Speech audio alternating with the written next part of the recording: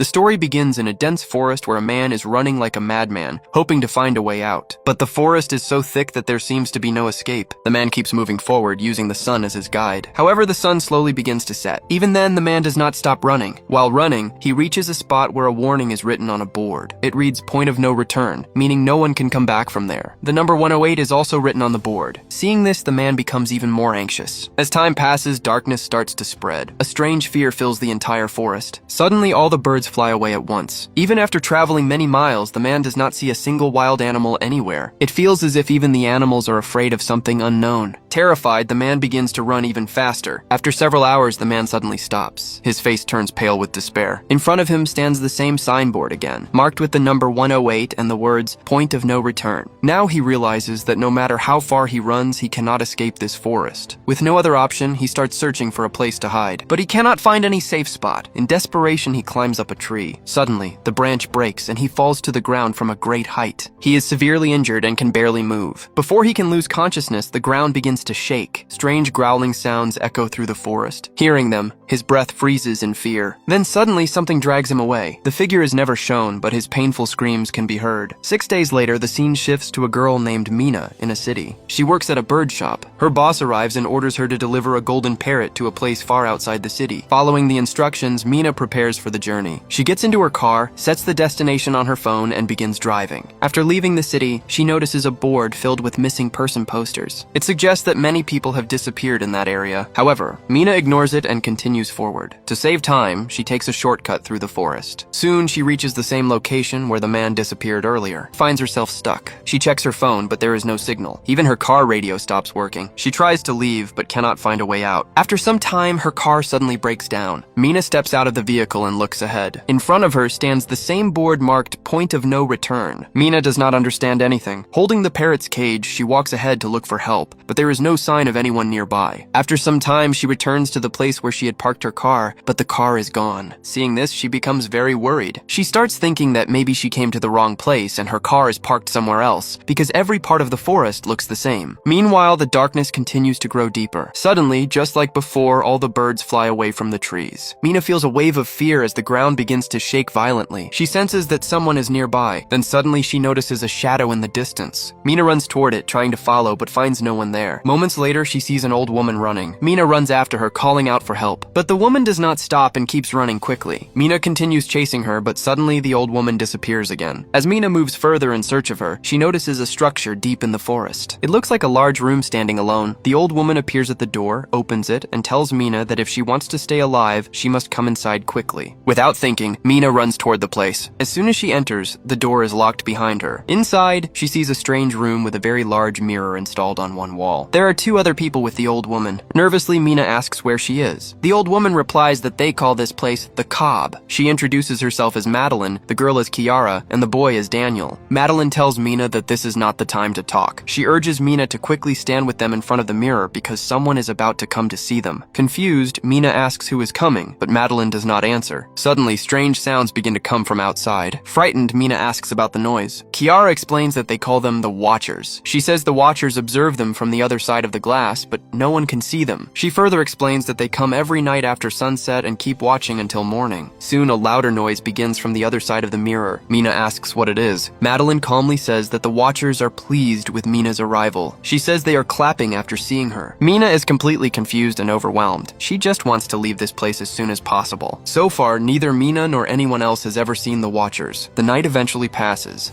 In the morning, they step outside the structure. Madeline explains that the Watchers only come out at night. During the day, they are free to move around the forest. All night, Mina keeps thinking about one thing. She just wants morning to come so she can escape this forest as quickly as possible. That is why Mina immediately begins searching for a way out of the forest. Madeline stops the others from interfering, as if she already knows Mina will not be able to escape and will return. As Mina leaves, Madeline warns her that this decision is not right. She says there is no way out of the forest. She also warns that everyone must return to the house before nightfall, careful. If anyone is late, they will lose their life. Mina ignores the warning and continues forward with her parrot. After walking some distance, she sees the point of no return sign again. Seeing it, she feels scared, but she gathers her courage and continues moving in the direction of the sun. Despite her efforts, she fails to escape the forest. Soon the path comes to an end. Mina realizes that she is standing on top of a mountain. From there, she can see nothing but endless forest in every direction. Filled with despair, she sits down. Suddenly, she feels a hand on her shoulder. Startled, she turns back and sees Madeline standing there. Madeline encourages her and explains that she is not the only one who tried to escape and failed. She says that they also tried and lost, and now they are trapped here. There is no way out. Madeline then tells Mina to come with her, as she wants to show her something. She leads Mina deeper into the forest. Madeline explains that the forest is like a hunter, and they are all its prey. She warns Mina that if she wants to stay alive, she must stay with them. She shows Mina several point-of-no-return signs placed in a circular pattern around the forest. Their shelter lies at the center of this circle. Madeline explains that these signs are placed about half a day's distance from their house. If someone goes beyond them, returning becomes extremely difficult. That is why they should never ignore these signs. Mina asks who created all of this. Madeline replies that it was made by a professor, but no one has ever seen him. As night falls, they return to the house. Every night, the Watchers come to observe them. That night, a girl named Kiara dances in front of them and says she enjoys it. It is not necessary for them to stand still every night. They are free to do anything, as long as they do not turn their backs toward the Watchers. If they do, the Watchers become extremely angry. At night, they only have to deal with the Watchers. But even during the day, survival is not easy. Every day, they hunt in the forest to find food and stay alive. The next day, Kiara and Mina go into the forest to hunt. Mina asks Kiara what the Watchers actually want. Kiara replies that she does not fully understand. She says Madeline believes the Watchers simply observe them. But if anyone sees the Watchers directly, they could lose their sanity because of how terrifying they look. Kiara then shows Mina a deep pit and explains that there are many such pits scattered throughout the forest. The Watchers stay inside those pits during the day and come out only at night. They cannot come out in daylight because the sunlight burns their skin. Kiara tells Mina that she came to this forest with her husband 5 months ago. Since then, both of them have been trapped here. She adds that 6 days ago, her husband went into the forest to find a way out. She still hopes that he will return and take them all to safety. It is later revealed that Kiara's husband was the same man seen at the beginning, who was dragged away and did not survive. After this conversation, they both return to the shelter. There, Madeline explains 3 important rules to Mina for staying alive. First, she must never open the door at night. Second, she must never turn her back toward the mirror at night. Third, she must never go near the pits during the day and should stay in the light as much as possible. Madeline says that as long as these rules are followed, survival is possible. However, Mina does not fully believe her. That night, she becomes curious about the Watchers. She presses her ear against the mirror, trying to hear something. When she hears nothing, she begins to think that Madeline's stories are not real. Ignoring the rules, she lies down with her back facing the mirror. This angers the Watchers, and they begin striking the mirror loudly. Madeline becomes frightened by the noise. She quickly tells Mina to turn and face the mirror. As soon as Mina does so, the noise stops, and the Watchers calm down. It becomes clear that turning their backs is seen as disrespect by the Watchers. The night passes, and the next day, Mina goes hunting with Daniel. She asks him if he has ever seen a Watcher. Daniel replies that he has never seen one. He says that anyone who sees them does not survive. Mina then shares her thoughts with Daniel. She says that she believes Madeline may be making up these stories to control them. She suggests that they should go and check the pits themselves. She thinks there might be a way out hidden there. Daniel, already frustrated with living in the forest, agrees with her. Together, they go to one of the pits. Mina ties a rope around herself and begins to climb down into the pit. Daniel holds the other end of the rope so he can pull her up if needed. When Mina reaches the bottom, she finds many human belongings scattered around. She collects them and realizes they belong to people who were taken by the Watchers. Using the rope, Daniel pulls up items like a camera, a bicycle, and other useful objects. Mina waits below for Daniel to lower the rope again so she can climb back up. But before she can leave, she hears movement inside the pit. Terrified, she urgently calls out to Daniel to lower the rope. At that moment, a Watcher's hand suddenly reaches out toward her. Mina is standing in the sunlight, so when the light touches the Watcher's hand, it begins to burn. At the same moment, Daniel throws the rope down to her. Mina quickly climbs out of the pit. She is completely terrified. They gather all the items and return to their shelter. Once inside, Madeline asks where they found all those things. They lie and say they found them in the forest. However, Madeline has been living there for a long time. She immediately understands that the items must have come from a pit. She asks Mina directly what she saw inside the pit, but Mina refuses to answer. Despite everything, Mina and Daniel feel excited. They believe that tonight they will finally see the Watchers. Mina had found a camera in the pit. Daniel manages to connect the camera to the TV so they can view what is outside. Madeline repeatedly warns them that they are making a mistake, but neither of them listens to her. That night, they wait eagerly for the Watchers. However, even as it gets very late, no Watchers appear. Soon, something unusual begins to happen. While they are talking, there is a sudden knock on the door. They quickly turn their attention to the TV. On the screen, they can see human legs standing outside. The person outside speaks in a familiar voice. It sounds exactly like Kiara's husband. He calls out and asks them to open the door quickly. Kiara becomes emotional and believes it is truly her husband. She thinks he has found a way out and returned for them. She rushes toward the door to open it, but Madeline stops her. She insists that the person outside cannot be her husband. Madeline explains that no one can reach this place at night. Kiara refuses to believe her and tries again to open the door. Madeline then tells her that it could be a trap. She advises Kiara to test him by asking something only her husband would know. Kiara asks the person outside a question about a specific book. The person fails to answer. At that moment, they realize it is not her husband, but a Watcher. When they refuse to open the door, the Watcher destroys the camera outside. It reveals that the Watchers can take on human form. Angered by their actions, the Watchers begin striking the glass violently. A large crack starts to form on the surface. Madeline quickly acts and makes everyone stand in a line facing the mirror. This calms the Watchers slightly. After some time, they leave. Later, Mina admits the truth to Madeline. She confesses that they took all the items from the pit. Hearing this, Madeline becomes furious. She says they have broken another important rule.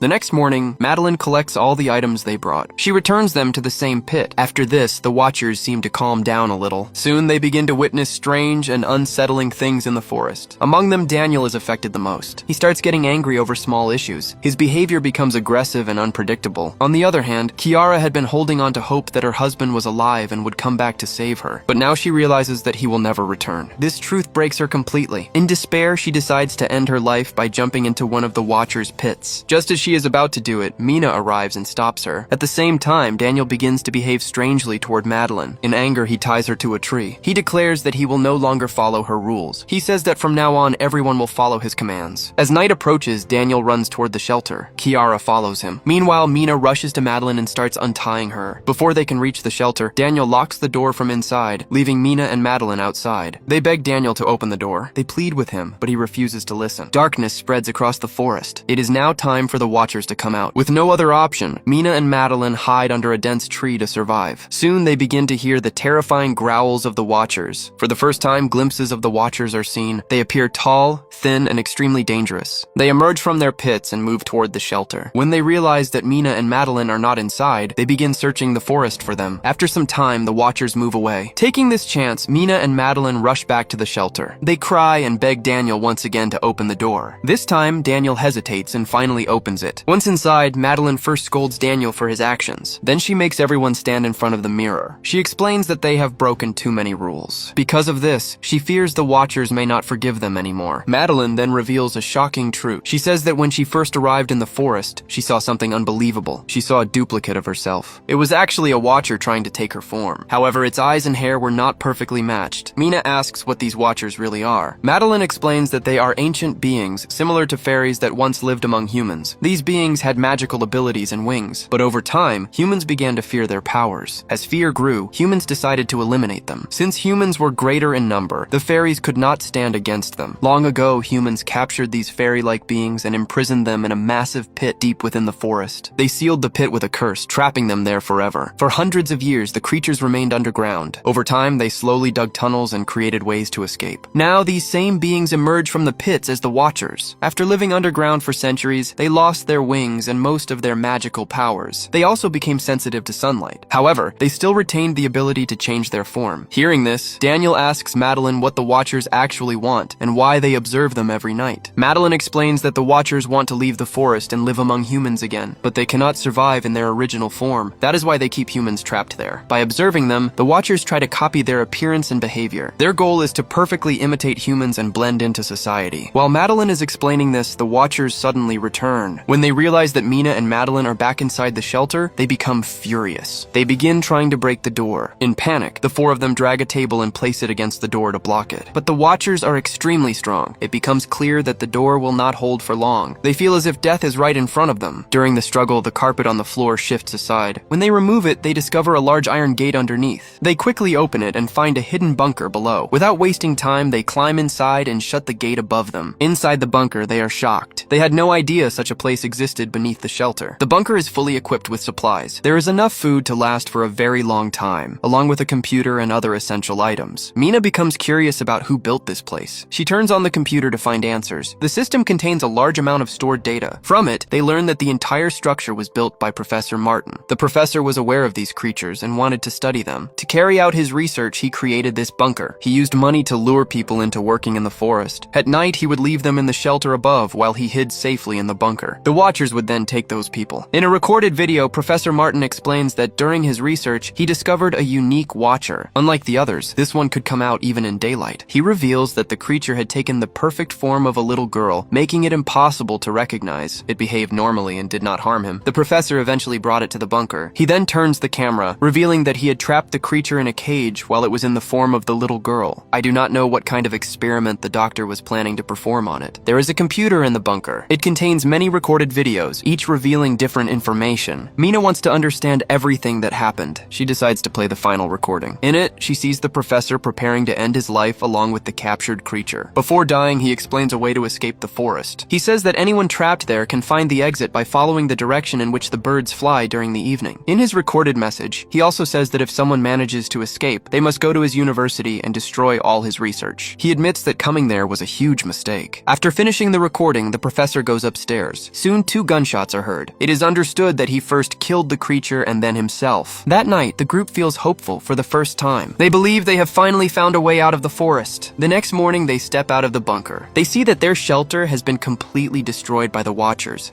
Now they have no place to hide at night. They realize they must leave the forest today or they will not survive. They begin moving in search of the exit. The professor had mentioned birds that fly in the evening, but they decide not to wait that long. Mina releases the bird she has with her. They begin walking in the direction it flies. Along the way, they come across a grave. After seeing it, Madeline says that there was a time when these beings lived among humans, but humans betrayed them and left them abandoned in the forest. After traveling for many hours, they finally reach a river. There, they find the professor's boat. Seeing it fills them with hope. However, their relief is short-lived. Darkness begins to fall, and it is time for the Watchers to appear. Before they can escape, they hear a voice calling for help from behind. When they turn around, they see Kiara's husband. He appears badly injured and is asking for help. The others quickly get onto the boat. Daniel goes back alone to help him. He starts bringing Kiara's husband toward the boat, but from a distance, the others notice something terrifying. The person Daniel is helping is not human. It is a Watcher. In front of them, it takes Daniel's form. They are unable to do anything. The Watcher then kills Daniel. The others realize that the Watchers cannot cross the river. Taking advantage of this, they push the boat forward and escape. They finally cross the river and reach the city. But the real twist comes after this. Once in the city, the 3 of them go their separate ways. After a few days, Mina goes to Dr. Martin's university. She intends to destroy all his research, just as he had requested. Mina then finds a tape recorder in the office. From it, she discovers a shocking new truth. Thousands of years ago, humans and fairies lived together peacefully. They even formed relationships and had families. Children born from humans and fairies were called halflings. These halflings had a rare ability. They could perfectly change their form, even taking the appearance of dead people. The professor believed that when humans trapped fairies inside forest forts, the halflings began hiding among humans by disguising themselves. He thought they were still living among humans today in different forms. While investigating in the professor's office, Mina finds photographs that shock her. In one of the pictures, the woman standing with the professor is Madeline. She realizes something unbelievable. Madeline is actually the professor's wife. Confused, Mina cannot understand why Madeline never told them the truth. To clear her confusion, she goes to Kiara and explains everything. She says that Madeline is Professor Martin's wife, but she never revealed it because she is not human. Mina believes Madeline is actually a shape-shifting fairy. Mina also explains that her research shows Madeline, the professor's wife, died of cancer many years ago. Hearing this, Kiara asks who the Madeline in the forest really was. Mina realizes the truth. She says the professor was deeply heartbroken after his wife's death. He wanted to bring her back at any cost. When he discovered shape-shifting fairies, he captured one that had taken the form of a little girl. He forced it to transform into his dead wife, Madeline. This fairy was different from the others. It could even survive and move during daylight. Mina says she has already called Madeline there. She believes they must somehow send her back to the forest. At that moment, a car arrives outside. When Mina sees the person stepping out, she is shocked and speechless. It is Kiara. This means the person with Mina all this time was not Kiara. It was Madeline, who had taken Kiara's form. As soon as the real Kiara enters the house, Madeline transforms again and takes the form of Kiara's husband. She then knocks Kiara unconscious. Mina realizes realizes the horrifying truth. Madeline asks what she wants. Angrily, Madeline reveals her past. She says she is the most unique among the fairies. Since childhood, she was always treated differently and mocked by others. She was never accepted by her kind because she was not like them. She was left alone in the forest. All she ever wanted was to leave the forest and live among humans. Then one day the professor arrived. He captured her in a cage. He promised her freedom if she took the form of his wife. She agreed to his deal. The professor taught me everything about Madeline. Later, that same deceptive professor tried to kill me, but before he could succeed, I killed him instead. You humans were never trustworthy, and you never will be. Now that you know my truth, you must die as well. After killing you, I will live among humans in your form. Saying this, Madeline transforms into Mina and begins to strangle her. At that moment, Mina speaks and tries to stop her. She tells Madeline that the professor never explained why she can survive during the day. The truth is that she is a hybrid, half human and half fairy. That is why she can exist in both human society and the fairy world. Mina says she understands what it feels like to be alone, but Madeline is not the only halfling in existence. There are others like her living among humans in different forms. As soon as Madeline hears this truth, her body begins to change. She slowly returns to her original form. Wings begin to grow from her back. She releases Mina and flies away into the sky. Some weeks later, Mina is shown living peacefully with her sister. She tells her sister that she still feels like the fairy might be chasing her. Her sister comforts her and tells her not to be afraid. She says nothing like that is going to happen. In the final scene, a little girl is seen standing outside Mina's house. It is revealed that she is Madeline, now living among humans in a new form. And with that, the story comes to an end.